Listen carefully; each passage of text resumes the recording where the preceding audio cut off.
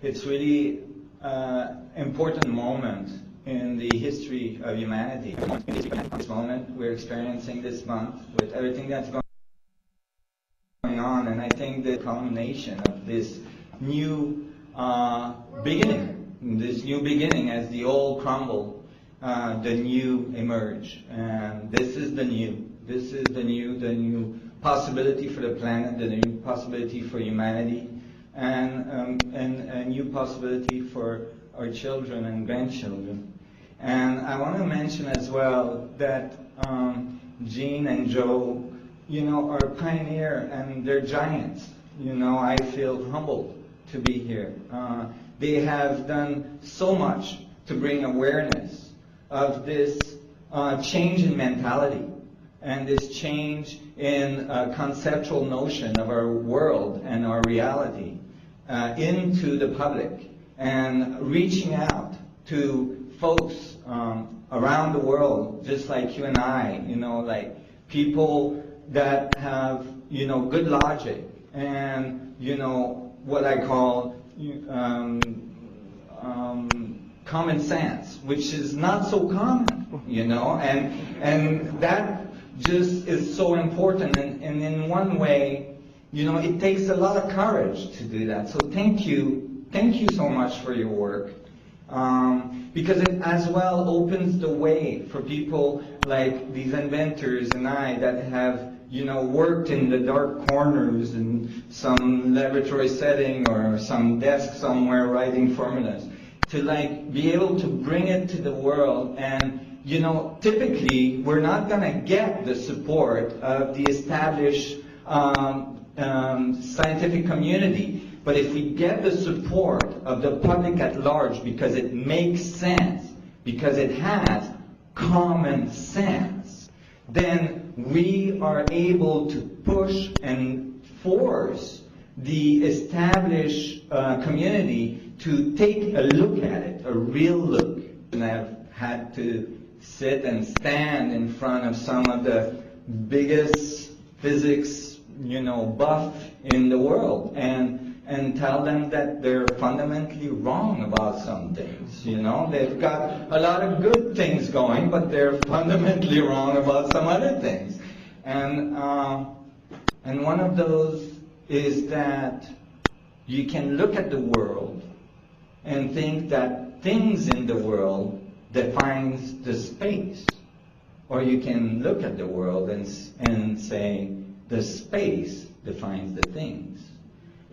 And what I'm saying here, in a funny way, but what I'm saying is really fundamental. That is that in the concept that the structure of space, from that structure emerge all things, and all things return to, starts to give us a foundation for a new concept of energy, a new concept of gravity, a new concept of electromagnetism, and the forces of nature that comes together that produces our material world. And from that view, the material world does not look so material anymore. Where is that energy potential come from? Well, in quantum theory, causation is not addressed. That is, they'll tell you, it all started in the Big Bang. The Big Bang has become the god of science. If you don't know where it comes from, it came from the Big Bang. And then if you ask, where did the Big Bang come from? That's voodoo. My view is that maybe we need to understand the source of that energy structure. And it became clear to me that the natural world, I was very involved in climbing, I was very involved in skiing and mountaineering and so on. I observed the material world very closely, and I could see that the material world was like a growth of the vacuum structure, that the space-time manifold was emerging and producing very specific pattern structures in space that we called material world, but that it emerged from space itself. That space was extending itself and looking back at itself in this Consciously dynamic and consciously dynamically coupled, absolutely, as it carries information along a feedback loop of information structure that define a very specific field geometry. And I went about to find what is that field geometry, and that took me 20 years. If we could find that fundamental pattern of creation, if we could find how the vacuum extends itself and feed back on itself, then we would have the key to the fundamental structure of space. And with that key, we would have access to literally an infinite amount of energy and curvature of space-time, which equates gravitational control and so on.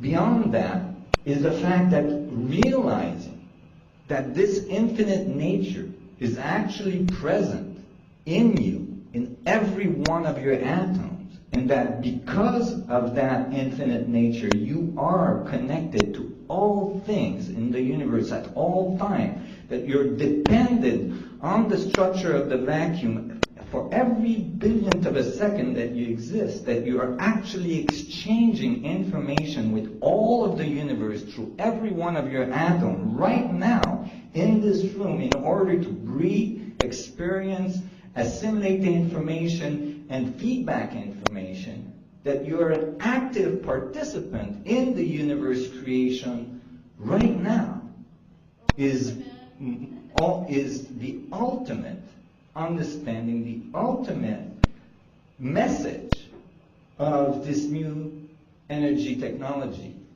That is, the energy, the technology, and you are one. Because if we can write the equations, if we can make the mainstream scientific community understand the theoretical functions of it, then we stand a chance to be able to apply it in the most powerful way to our society and move on to a new level of existence, which I call the galactic society. A society that is no longer confined to the surface of their planet, that has infinite amount of goods, infinite amount of power. A society that lives in abundance instead of scarcity, that has a concept that value is only based on the creativity of the one that has it in hand.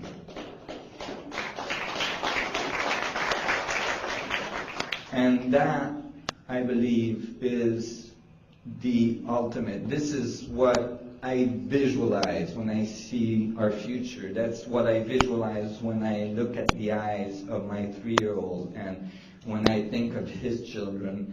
And I think we're just on the cusp. We're so close. It's going from the concepts of scarcity, the concepts of deterioration, the concepts of entropy, to the concepts of centropy, over unity, abundance, and ultimately the thriving of our society and our world.